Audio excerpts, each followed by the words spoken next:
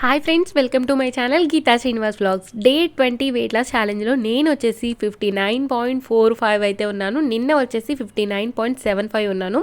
టోటల్గా 300 గ్రామ్స్ అయితే weight loss అవ్వడం జరిగింది. 58లోకి త్వరగా వెళ్తే బాగుండు అనుకుంటున్నాను. కాకపోతే నాకు ఏమంటారు, ఈసారి వాకింగ్ చేయడానికి కానీ ఎక్సర్సైజ్ చేయడానికి కానీ అస్సలు అవ్వట్లేదు అనమాట. వాకింగ్ కూడా ఎప్పుడో ఒకసారి చేస్తున్నాను, ఎక్కువగా అయితే చేయట్లేదు. కానీ లాస్ట్ టైం అయితే వాకింగ్ ఎక్సర్సైజెస్ చాలా చేశాను నేను. చేయడం వల్ల అయితే వెయిట్ లాస్ చాలా ఫాస్ట్గా అయిందనమాట. ఏం కాదులే, నిదానంగా అయినా పర్లేదు అని చెప్పేసి ఈసారి అయితే కొంచెం వాకింగ్ ఎక్సర్సైజ్ అయితే స్కిప్ చేస్తున్నాను. కానీ చెయ్యాలండి అనుకుంటున్నాను, కానీ అసలు అవ్వట్లేదు నాకు. ఇంకా ఇక్కడ లేట్ చేయకుండా అయితే వీడియో కంటిన్యూ చేసేద్దాం. ఇక్కడ వచ్చేసి ఎర్లీ మార్నింగ్ డీటాక్స్ డ్రింక్ అయితే రెడీ చేసుకుంటున్నాను. డీటాక్స్ డ్రింక్ కోసం అయితే ఒక 2 కప్స్ ఆఫ్ వాటర్ తీసుకొని అందులో ఒక 1/2 టేబుల్ స్పూన్ జీరా, అలాగే 1 టేబుల్ స్పూన్ దాకా ధనియాలు వేసి అయితే ఇలా మరిగించుకొని ఫిల్టర్ చేసేసుకొని తాగేయడమే. ఈ డ్రింక్ తాగడం వల్ల అయితే మన బెల్లీ ఫ్యాట్ బర్న్ అవ్వడానికి, అలాగే మన వెయిట్ లాస్కి బాగా హెల్ప్ అవుతుంది. మన మెటబాలిజంని బూస్ట్ చేసి మనం తిన్న క్యాలరీస్ని బర్న్ చేయడానికి అయితే బాగా హెల్ప్ అవుతుంది అనమాట. ఇక్కడైతే ఫిల్టర్ చేసేసుకొని నేను లెమన్ స్క్వీజ్ చేసుకొని తాగుతున్నాను. లెమన్ తీసుకోవడం వల్ల అయితే మన బాడీలో ఉన్న ఫ్యాట్ని ఎనర్జీగా కన్వర్ట్ చేస్తుంది. ఇంకా డీటాక్స్ డ్రింక్ తాగేసిన తర్వాత నేనైతే ఇక్కడ బ్రేక్ఫాస్ట్కి చూస్తున్నాను. బ్రేక్ఫాస్ట్కి నేను ముందు రోజు night instant dosa premix powder నేను చేసుకుంది ఉంది కదా, అది కలిపి పెట్టుకున్నాను. సో ఇక్కడ చూడండి ఎంత మంచిగా పొంగిందో. ఇంకా నేను నైట్ అయితే ఏం సాల్ట్ అయితే యాడ్ చేయలేదు. ఇప్పుడైతే సాల్ట్ వేస్ట్ చేసి కలుపుకుంటాను అనమాట. అంటే దోశ కన్సిస్టెన్సీ వచ్చేలాగా కలుపుకుంటాను. ఈ ప్రీమిక్స్ పౌడర్ అయితే నేను ఇంట్లోనే చేసుకున్నానండి. ఒకవేళ మీకు కావాలి అనుకుంటే నా ప్లేలిస్ట్లో అయితే ఉందన్నమాట, ఒక్కసారి చెక్అవుట్ చేసేయండి. ఇక్కడ దోశ కన్సిస్టెన్సీ వచ్చేలాగా అయితే కొంచెం వాటర్ యాడ్ చేసుకొని ఇలా అయితే కలిపేసుకున్నానండి. ఇంకా చూడండి ఇక్కడ దోశ కన్సిస్టెన్సీ అయితే వచ్చేసింది. పిండి కూడా మంచిగా పొంగిందండి. ఇలా ప్రీమిక్స్ పౌడర్లు కూడా మనం రెడీ చేసి పెట్టుకుంటే మార్నింగ్ బ్రేక్ఫాస్ట్ ఈజీగా అయిపోతుంది అనమాట. ఇదిగోండి ఇక్కడైతే నేను ఒక దోశ వేసుకుంటున్నాను. దోశ మీద ఈరోజైతే ఎగ్ అయితే వేసుకుంటున్నాను. సో ఎగ్ దోశ అయితే చేసుకుంటున్నానండి. ఎగ్ దోశ తీసుకోవడం వల్ల అయితే మనకు ఒక 70 క్యాలరీస్ వస్తాయి అంటండి. అలాగే 7 గ్రామ్స్ ఆఫ్ ప్రోటీన్ అయితే వస్తుంది అనమాట మనకైతే. ఇలా ఒక్క దోశ తింటే చాలండి, మనకి టమ్మీ ఫుల్గా అవుతుంది. అలాగే మనకైతే కావాల్సిన ప్రోటీన్ లభిస్తుంది అనమాట. ఇదిగోండి ఎగ్ వేసుకొని దాని మీద అయితే నేను కొంచెం కారపొడి, అలాగే కొంచెం సాల్ట్ వేయలేదు అన్నట్టుగా కొంచెం అలా స్ప్రింకిల్ చేశాను అనమాట. ఎగ్ దోశ అయితే నాకు ఇష్టం అండి. ఇది సండే వ్లాగ్ కాబట్టి ఇంకా సండే రోజే నేను ఎగ్ దోశ అయితే పెట్టుకున్నాను. ఎందుకంటే మేము కొన్ని డేస్ తినము, మధ్యలో మండే తినము, గురువారం తినము, అలాగే శనివారం తినము అనమాట. అందుకని చెప్పేసి సండే ఇంకా నేను ఏ రోజైతే తింటానో ఆ రోజు దోశ పెట్టుకుంటాను అన్నమాట. ఇదిగోండి ఇలా మంచిగా ఒక సైడ్ అంతా ఉడికిన తర్వాత రెండో సైడ్కి తిప్పేసి ఇక మంచిగా రెండో సైడ్ కూడా మంచిగా కాలనివ్వాలి. అయితే కొత్త వాళ్ళు చూస్తున్నారండి చాలామంది, అందుకోసం అని చెప్పేసి నేను రెసిపీని అయితే మళ్ళీ చూపిస్తున్నాను అనమాట. ఇదిగోండి ఇది తీసుకోవడం వల్ల అయితే మనకి 7 గ్రామ్స్ ప్రోటీన్, అలాగే ఒక 70 క్యాలరీస్ అయితే వస్తాయంట. ఇదిగోండి ఇక్కడైతే నేను ఒక్క ఎగ్ దోశ అలాగే కొంచెం పల్లీ చట్నీ పెట్టేసుకొని అయితే ఈరోజు నా బ్రేక్ఫాస్ట్ని అయితే కంప్లీట్ చేసేసుకున్నాను. ఇంకా ఈరోజు సండే కదా, సో మా వారైతే ఇంకా హాస్టల్ కూడా బిర్యానీ పంపిద్దాము అని చెప్పేసి అన్నారనమాట. సరే అని చేస్తానని చెప్పంటే ఇంకా ఈ పీసెస్ ఇంత పెద్ద పెద్దగా చేసుకొచ్చారు. నేను ఎలా చేశాను అనేది అయితే ఈ వీడియోలో చూపిస్తాను. అయితే ఆ బేషన్ చిన్నగా ఉంది కదా, అందుకని చెప్పేసి నేను కడాయిలోకి ట్రాన్స్ఫర్ చేసేసుకొని దీన్ని అయితే శుభ్రంగా వాష్ చేసుకుంటున్నానండి. వాష్ చేసుకొని దీన్ని అయితే ఫస్ట్ మ్యారినేట్ చేసేసుకోవాలి. మ్యారినేషన్ కోసం అయితే నేనేం ఫ్రిడ్జ్లో పెట్టలేదండి. మీరు పెట్టాలి అనుకుంటే ఒక 1 అవర్ ఫ్రిడ్జ్లో కూడా పెట్టుకోవచ్చు. అయితే ఇక్కడ చూడండి వాష్ చేసేసుకున్న తర్వాత దీన్ని అయితే మ్యారినేషన్ కోసం నేనైతే ఫస్ట్ టేస్ట్కి తగ్గట్టు సాల్ట్ అయితే వేసుకుంటున్నాను. మ్యారినేషన్ ప్రాసెస్ చాలా ఇంపార్టెంట్ అండి. ఎందుకనంటే మ్యారినేట్ చేస్తేనే దీనికి ముక్కకు మసాలా అన్నీ బాగా పడతాయి అన్నమాట. ఇదిగోండి తర్వాత టేస్ట్కి తగ్గట్టు కారం కూడా వేసుకుంటున్నాను. తర్వాత ఇందులోనే కొంచెం పసుపు, అలాగే 1 టేబుల్ స్పూన్ దాకా అల్లం వెల్లుల్లి పేస్ట్ ఫ్రెష్గా నూరుకుంది అయితే వేసుకుంటున్నానండి. ఫ్రెష్గా నూరుకుంది వేసుకుంటే కర్రీ అనేది టేస్టీగా ఉంటుంది. తర్వాత ఇక్కడ ఒక లెమన్ అయితే స్క్వీజ్ చేసి యాడ్ చేసుకుంటున్నాను. లెమన్ వేయడం వల్ల మనం మ్యారినేట్ చేసినప్పుడు పీసెస్ అనేవి బాగా మ్యారినేట్ అయ్యి మంచిగా ఉడుకుతాయి అన్నమాట. ఇదిగోండి ఒక 1/2 టేబుల్ స్పూన్ దాకా గరం మసాలా అయితే వేసుకున్నాను. తర్వాత 1 టేబుల్ స్పూన్ దాకా ఆయిల్ అయితే వేసుకుంటున్నాను. ఫస్ట్ ఒక 1/2 టేబుల్ స్పూన్ వేసాను, తర్వాత మళ్ళీ ఒక 1/2 టేబుల్ స్పూన్ ఆయిల్ అయితే వేసుకున్నాను. తర్వాత ఫ్రెష్ పెరుగు 1 టేబుల్ స్పూన్ దాకా వేసుకొని వీటిని మంచిగా కలిపేసుకోవాలండి. ఈ స్టేజ్లో మీరు మీ దగ్గర కొత్తిమీర, పుదీనా ఉంటే అది కూడా యాడ్ చేయొచ్చు. అయితే మా వారు తేయడానికి వెళ్ళారనమాట. లేట్ అయ్యేలాగా ఉంది అని చెప్పేసి నేను ముందు ముక్కలను అయితే మ్యారినేట్ చేసి పెట్టేద్దాము అని ముందు ఇవన్నీ కలిపేసి అయితే పక్కన పెట్టేసుకుంటున్నాను. చూడండి ఇక్కడ చూపిస్తున్న విధంగా అయితే మొత్తం కలిపేసుకున్నాను నేను. ఇదిగోండి మొత్తం కలిపేసుకొని ఇప్పుడు మనం దీన్ని పక్కకు పెట్టేసుకోవాలి మూత పెట్టేసుకొని. అయితే మ్యారినేషన్ కోసం ఫ్రిడ్జ్లో పెట్టుకుంటాం కదా, ఈసారి అయితే నేను ఫ్రిడ్జ్లో ఏం పెట్టలేదు, బయటే పెట్టేశాను. అంటే నాకు కొంచెం టైం ఉందన్నమాట, అందుకని చెప్పేసి బయటే వదిలేశాను. తర్వాత అయితే ఇక్కడ నేను 2 గ్లాసెస్ ఆఫ్ బాస్మతి రైస్ అయితే తీసుకుంటున్నాను. ఇక్కడ చూపిస్తున్న గ్లాస్తో 2 గ్లాసులు అయితే తీసుకున్నాను. అది దగ్గర దగ్గర 1.5 kg దాకా ఉన్నట్టుందండి చికెన్. ఇలా ఇంట్లో చేసుకొని తింటే ఎంత హాయిగా ఉందో అండి. చూస్తున్నారు కదా, ఇక్కడ 2 గ్లాసులు అయితే తీసుకున్నాను నేను. 2 గ్లాసులు సరిపోయినాయండి మాకు. అంటే హాస్టల్లో అందరికీ పంపట్లేదు, ఒక పర్సన్కి మాత్రమే పంపుతున్నాం అందుకని చెప్పేసి. తర్వాత ఇక్కడ వచ్చేసి ఇగోండి శుభ్రంగా వాష్ చేసి పక్కకు పెట్టేసుకున్నాను ఒక 20 minutes పాటు. తర్వాత ఇక్కడ వచ్చేసి నేను ఫ్రైడ్ ఆనియన్స్ కోసం అని చెప్పేసి ఒక 4 టేబుల్ స్పూన్స్ దాకా ఆయిల్ అయితే వేసుకున్నాను నేను. ఫ్రైడ్ ఆనియన్స్ కూడా మెయిన్ అండి మనకి బిర్యానీలో. అయితే ఆయిల్ వేసుకున్నాక ఆయిల్ కొంచెం హీట్ ఎక్కిన తర్వాతే మనం ఆనియన్స్ వేసుకోవాలి. ఫ్రైడ్ ఆనియన్స్ అనేవి కొంచెం వేడిగా ఉన్నప్పుడు వేస్తేనే కొంచెం మంచిగా ఫ్రై అవుతాయి అనమాట. అందుకని చెప్పేసి ఆయిల్ కొద్దిగా వేడైన తర్వాత నేనైతే ఇలా మొత్తం కట్ చేసుకున్న ఆనియన్స్ అయితే వేసేసుకున్నాను. వేసేసుకొని ఒక పక్కన పచ్చి మసాలా రెడీ చేసుకుంటూ ఈ ఫ్రైడ్ ఆనియన్స్ అయితే రెడీ చేసుకుంటున్నాను అనమాట. ఇలా మొత్తం ఒకసారి కలిపేసుకున్న తర్వాత దీంట్లో కొంచెం సాల్ట్ స్ప్రింకిల్ చేసేస్తే మనకి ఆనియన్స్ అనేవి త్వరగా మగ్గుతాయి, అలాగే క్రిస్పీగా మంచిగా ఫ్రై అవుతాయి అన్నమాట. ఇదిగోండి ఇక్కడ నేనైతే కొంచెం సాల్ట్ అయితే స్ప్రింకిల్ చేసేసుకుంటున్నాను, కొద్దిగా అండి, ఎక్కువ కాదు. మళ్ళీ ఎందుకంటే సాల్ట్ ఎక్కువైతే ప్రాబ్లం అవుతుంది కదా, అందుకని కొంచెం వేసుకొని మళ్ళీ ఒకసారి మొత్తం కలిపేసుకుంటున్నాను. ఇంకా ఫ్రైడ్ ఆనియన్స్ రెడీ అయ్యే లోపు అయితే ఇక్కడ పచ్చి మసాలా రెడీ చేసుకుందామండి. ఇక్కడ పచ్చి మసాలా వచ్చేసి నేను ఒక బిర్యానీ ఆకునైతే వేసుకున్నాను. తర్వాత 4 లవంగాలు, 2 యాలుక్కాయలు, అలాగే 1 ఇంచు దాల్చిన చెక్క వేసుకున్నాను. తర్వాత వచ్చేసి ఒక 2 పచ్చిమిర్చి వేసుకున్నాను. ఇంకా ఒక టమాటా అయితే 4 ముక్కలుగా అయితే చేసి వేసుకుంటున్నాను. మీరు కావాలంటే టమాటాస్ని 2 కూడా వేసుకోవచ్చండి, నేనైతే ఒకటే వేసుకున్నాను. తర్వాత శుభ్రంగా వాష్ చేసి పెట్టుకున్న కొత్తిమీరని అయితే వేసుకుంటున్నాను. ఒక చిన్న కప్ అనుకోండి అయితే వేసుకున్నాను. ఇక్కడ మీరు పుదీనా కూడా వేసుకోవచ్చు, నేనైతే వేయలేదు.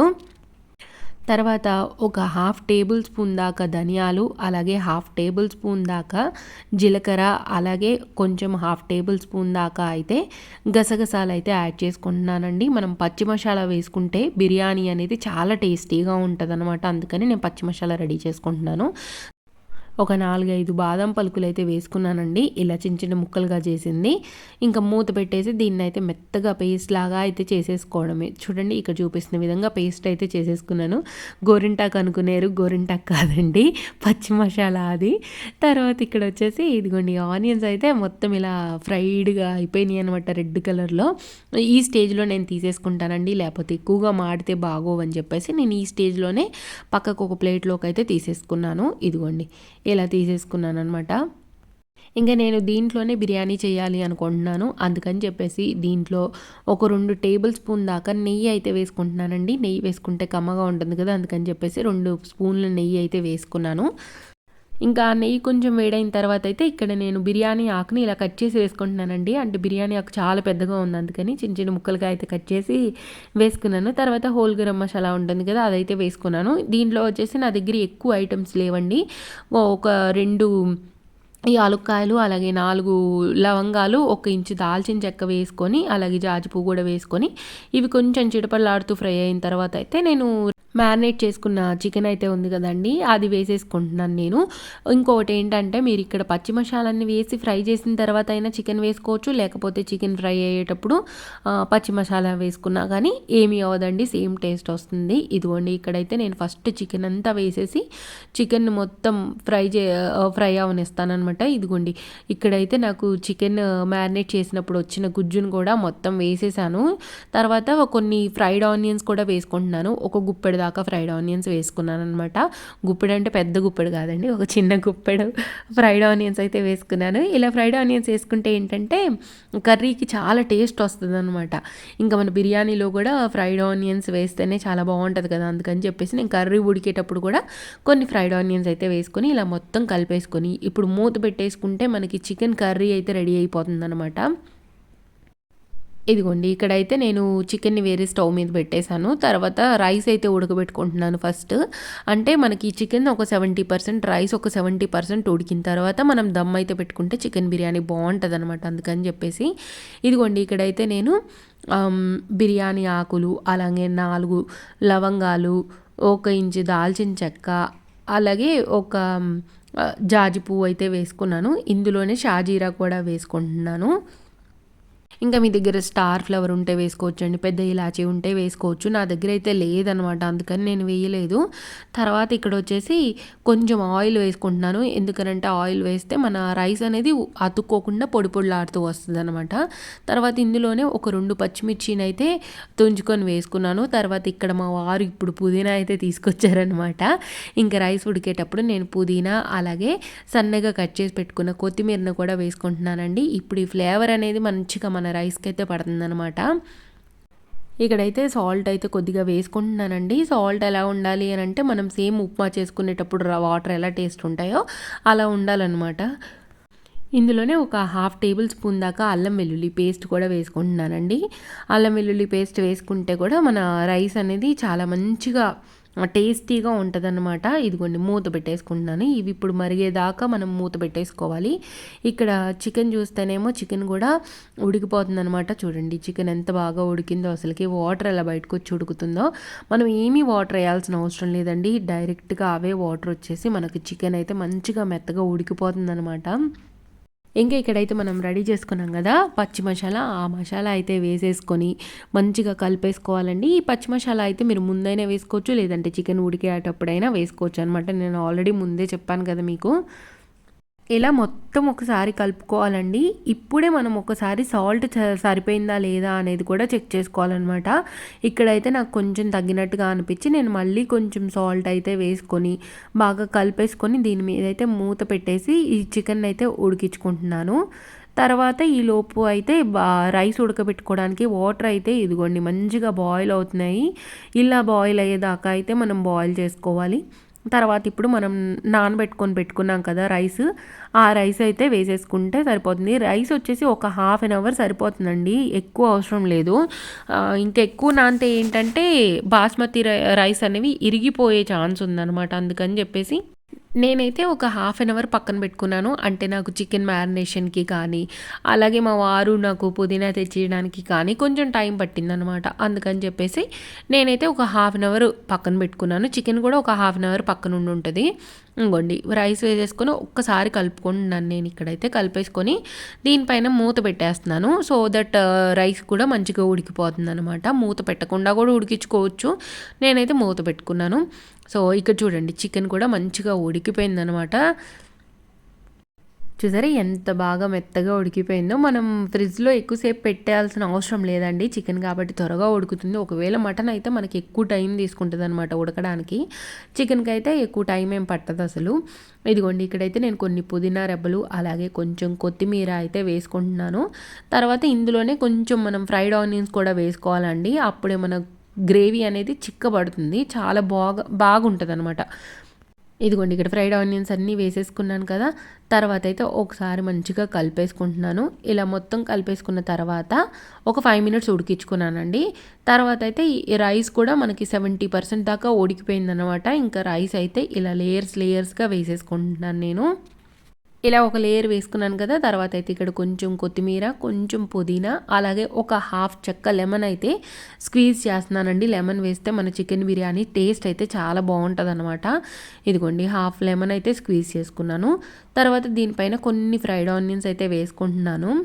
తర్వాత నేను చికెన్ ఉడికేటప్పుడు గ్రేవీ కొంచెం పక్కకు తీసి పెట్టుకున్నానండి. అంటే నేను ఏ ఫుడ్ కలర్ అయితే వాడిన అనమాట. అందుకని చెప్పేసి ఆ గ్రేవీని కొంచెం తీసుకొని పక్కన పెట్టుకున్నాను. సో దట్ మనకి ఆ గ్రేవీ మనం ఇలా లేయర్స్ వేసినప్పుడు వేస్తే ఇంకా కలర్ వేసే అవసరం కూడా ఉండదన్నమాట. చాలా బాగుంటుంది.